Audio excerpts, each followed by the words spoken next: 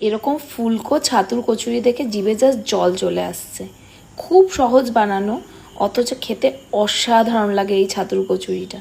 চলো রেসিপিটা দেখে নিই। একটা বাটির মধ্যে প্রথমেই নিয়ে নেব কিছুটা ছাতু, হলুদ গুঁড়ো, জিরে গুঁড়ো, লঙ্কা গুঁড়ো, কিছুটা নুন, সঙ্গে দিয়ে দেবো একটু চিনি, গোলমরিচ গুঁড়ো, দিয়ে দেবো বেশ খানিকটা হিং, আর দিয়ে দেবো আমচুর পাউডার। শুকনো এভাবে ভালো করে মিশিয়ে নিয়ে তেলের মধ্যে দিয়ে দেবো আদা লঙ্কা বাটা। খুব ভালো করে এটা কষিয়ে নিতে হবে। তারপর যে ছাতুটা তৈরি করে রেখেছে না, ওটা দিয়ে একটু নাড়াচাড়া করে অল্প একটু জল ছিটে ফোঁটা দিয়ে নাড়াচাড়া করে এটাকে নামিয়ে নিতে হবে।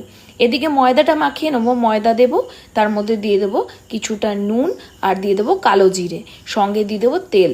ময়ান দিয়ে ভালো করে লেচি কেটে পুরটা বেশ ঠেসে ঠেসে ভরতে হবে। পুর যত বেশি ভরবে তত কিন্তু ছাতুর কচুরি খেতে টেস্টি হবে।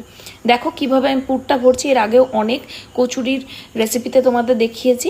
তারপর এই কচুরিগুলো জাস্ট বেলে নিতে হবে।